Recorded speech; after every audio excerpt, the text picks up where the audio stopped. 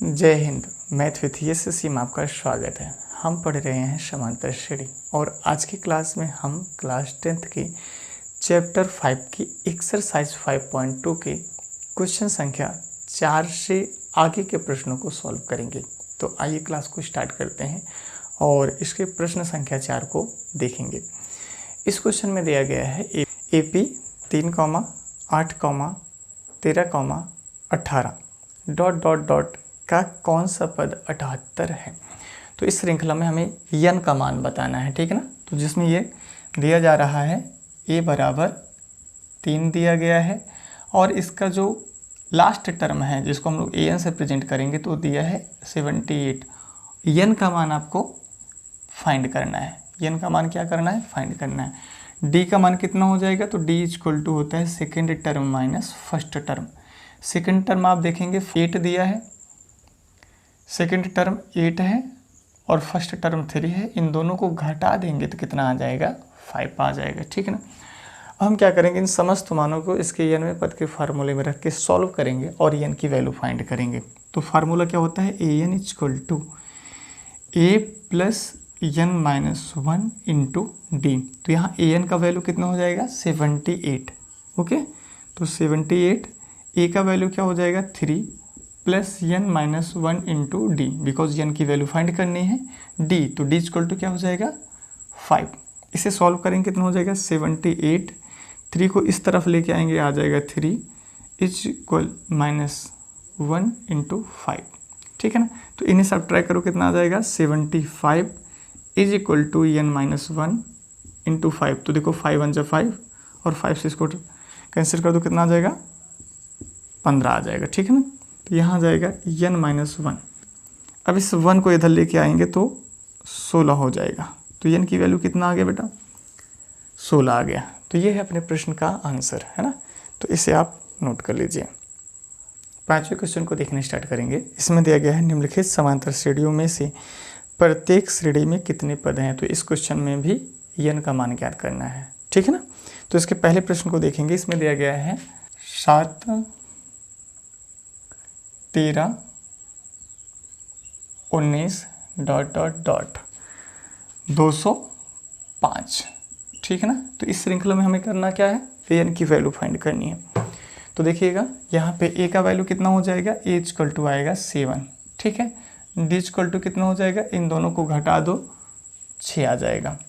और n का मान हमें बताना है और इसका लास्ट टर्म क्या है 205। तो लास्ट टर्म को an द्वारा हम लोग रिप्रेजेंट करेंगे तो इसका आ जाएगा आंसर 205।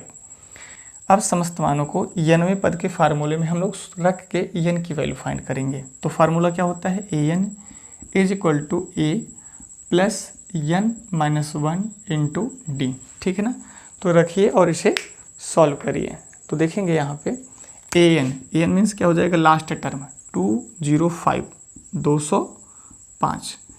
a का मतलब कितना हो जाएगा 7 प्लस में plus n minus 1 into D. तो d का मतलब है 6, ठीक है ना। इसे सॉल्व करें, कितना आ जाएगा 205। 6 को इधर लेके आओ, 7 को इधर लेके आएंगे, कितना हो जाएगा 7 n माइनस 1 इंटू 6। इन दोनों को घटा दो, कितना आ जाएगा, जब इसे घटाएंगे तो आ जाएगा 198 बराबर n माइनस 1 इंटू 6। तो 6 को इधर लाओ, कितना आ जाएगा 198 बटे में 6 n माइनस 1, ठीक है ना। इसे आगे सॉल्व करेंगे तो 6 से इसका इसमें भाग लगाओ, कितना आ जाएगा 6 त्रिक 18, 6 त्रिक 18 इक्वल टू n माइनस 1। इसको इस तरफ लेके आओ, कितना आ जाएगा 34 आ जाएगा। तो n की वैल्यू कितना है भैया 34। तो ये है अपने प्रश्न का आंसर, आप इसे नोट करें। इसके बाद इसके दूसरे क्वेश्चन को हम लोग सॉल्व करेंगे। इसके दूसरे क्वेश्चन को देखेंगे। इसमें दिया गया है 18, 15 सही 1/2, 13, ... माइनस 47, ठीक है ना। तो कितना दिया गया भैया 18 दिया है, 15 सही 1/2 दिया है, 13 दिया है और आगे डैश डैश डैश माइनस में 47 दिया है। तो हमें इसमें भी n का मान ज्ञात करना है, इसलिए देखेंगे इसका प्रथम पद कितना है 18 है। डी का मान कितना हो जाएगा, इसे सॉल्व करो कितना आ जाएगा, 15 दूनी 30, 1 31, तो 31/2 माइनस में 18, इसे सॉल्व करें कितना आ जाएगा, 18 दूनी 36, 36 और 31 को घटा दो, माइनस में 5/2 हो जाएगा। एन का वैल्यू फाइंड करना है और इसका लास्ट टर्म कितना है, ए एन का वैल्यू माइनस में 47 दिया है।